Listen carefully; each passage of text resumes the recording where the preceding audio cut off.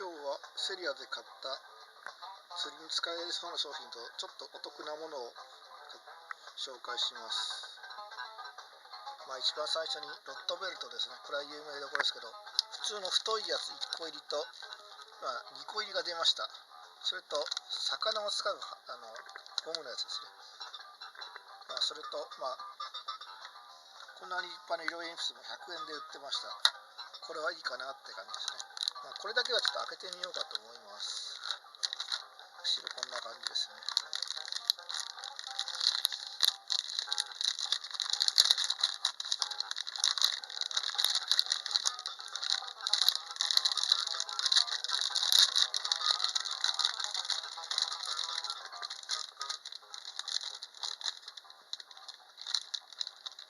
な感じで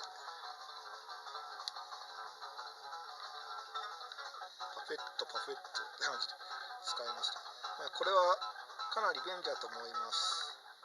色も今回オレンジですけど、他の色も出してくれるといいかなという感じで、中も滑りづらくなってます。これと山下の出してる外しっこみたいなやつで使うと、すごくアジイワシなんかの、処分はすごく楽だと思います。この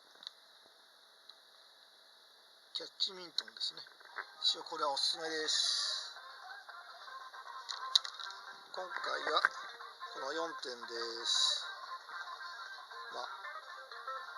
便利なんで100均は程よく使うといい感じだと思います。では失礼します。